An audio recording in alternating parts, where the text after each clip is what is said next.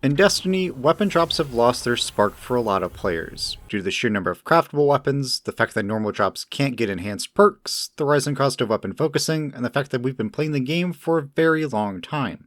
You get a weapon drop now and you aren't fazed by it, and pretty much dismantle it unless it's a god roll. This has sparked several conversations on weapon sunsetting, removal of weapon crafting, and an overhaul of how we obtain and focus weapons.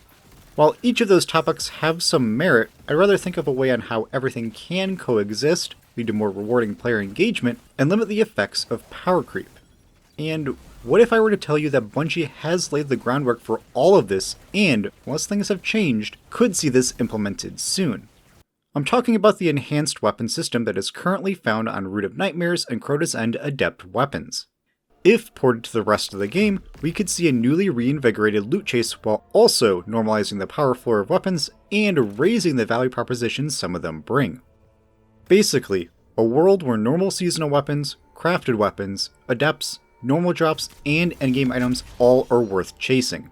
Not necessarily the same power, but actually offer something worth chasing. So let's dive deep into what we know from the devs themselves, how the system could work out, and how it'll change the game. But before that, let's get everyone on the same page weapon-wise, the different types, Bungie's evolution, and power creep. At base, you have the normal weapon, 2 options for barrels and mags, and then a main trait in column 3 and 4. The next evolution were adepts, granting players a fancy name to flex, extra mod customization, a stat bump, and an extra perk in either or both columns. These double perks were then offered on seasonal and event weapons to help curb player RNG for limited time modes, until we reach the Witch Queen and current era, with the release of weapon crafting, so you can make your own eventual god roll, origin traits, basically bonus mini perks, and expanding the multi-perk weapons to that of the core playlist, and now Master Lost Sectors. This outlines the trend of weapon evolution and the forms of power creep Bungie has added to incentivize players to keep chasing the newest thing. Power creep has really exploded in 2 ways since Witch Queen because of how they affect the end state of a weapon. To explain, let's inspect a weapon so we can see its core components. The obvious change is horizontal expansion of the weapon, adding extra effects that are always active. Recently, that was the inclusion of origin traits. While not all amazing, some have as much power as a main column perk, like giving you extra resilience and damage resist on a kill, or free handling and flinch resistance by just reloading the weapon. The other big change is weapon depth. This pertains to the potency of its perks and perk combinations. Season over season, there is some new perk or combination that redefines the boss DPS meta. However, the most visually obvious changes are enhanced perks, found on crafted weapons. Marginal increases to stats or perk effects, but they are, objectively, better versions of perks, which leads to players heavily focusing on getting weapon patterns and enhanced perks, thus facilitating the mindset of, if it isn't a craftable weapon or has enhanced perks, then it's trash. This makes crafted weapons stand out as a problem. But what if all weapons could have enhanced perks? You might not remember or even know this, but Bungie devs stated that's exactly what they are working on.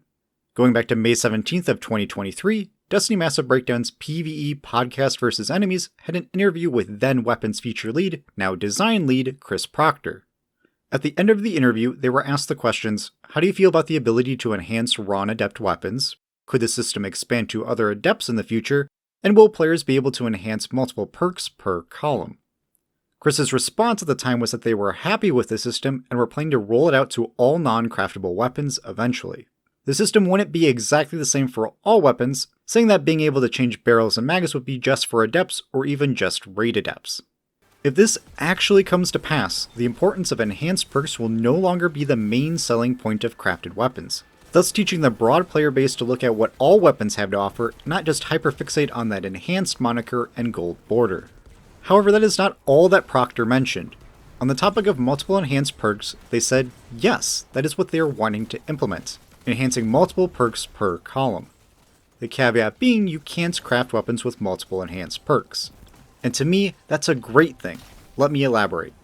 Before crafting was added in Witch Queen, weapons with multiple perks per column were added to reward players for continued engagement, playing endgame modes, and help overcome poor RNG to get the rolls they wanted, especially in limited time events.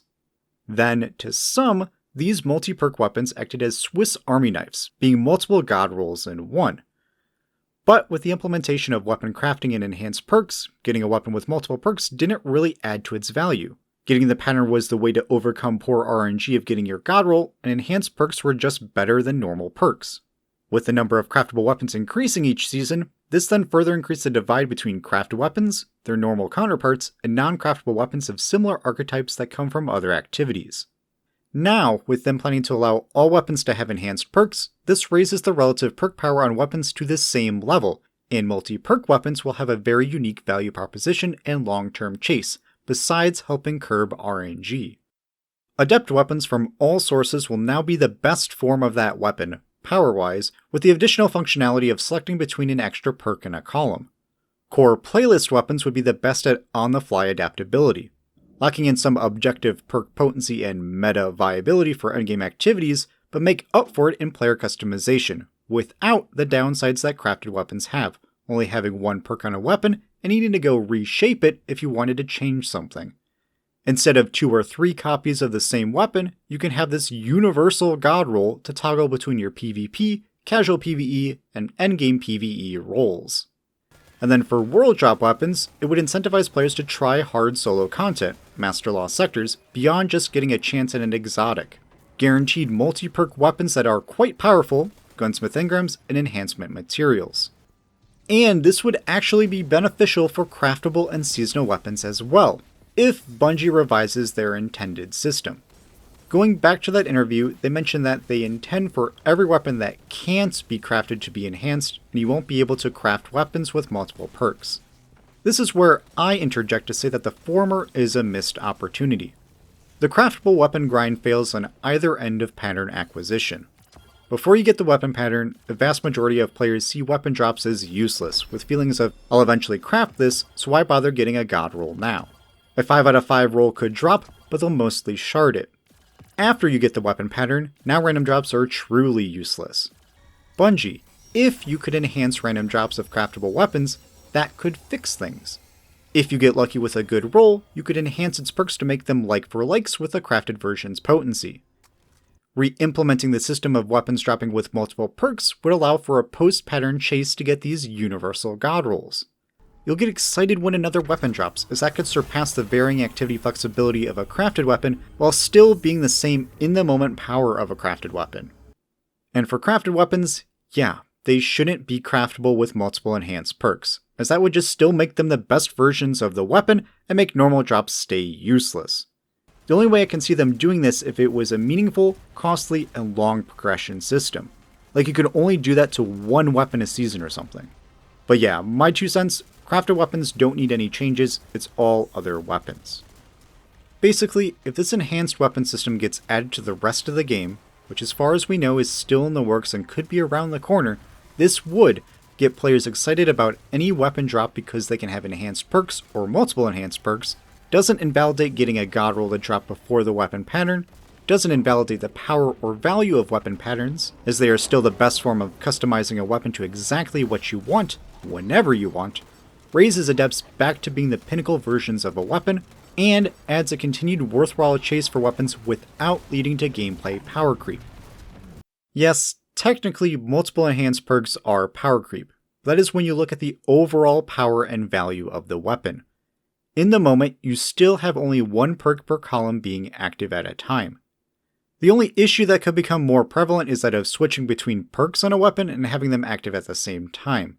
But you already have that in the game with the existing multi-perk weapons, so it's really on Bungie to either better curate perk combinations to limit these potential perk stacking effects, or for the game to deactivate the effect of a perk if it is no longer selected on the weapon. This is what truly excites me about weapons in the future, and I dearly hope this wasn't cancelled or further delayed due to its technical complexity. I'm sure the crafting threw a monkey wrench into things. Yes, this still doesn't solve the issue of weapon drop rates, focusing costs, or some issues with the adept mods. Like Bungie, a combination of minor and major spec, or very slight increase in spec mod damage would get me excited to farm adept primary weapons for PvE, but we are very close to a solution to weapons not feeling special or feel rewarding to keep playing activity for. Hopefully this system has given you hope and excitement for what could come soon. I tried not to be too armchair developer-y, as I was going off of what the devs had previously said, added context to what this would all mean, and threw in my thoughts on if this system also went along with normal versions of craftable weapons. Comment down below on what you think about the system, and let's discuss what would get you excited about weapons again. Then make sure you like today's video and be subscribed for more Destiny content. And come check out the Sundog Gaming Discord to get connected with other fellow Guardians. As always, I am your Commander Pika. Be kind, have fun, and I'll see you on the battlefield.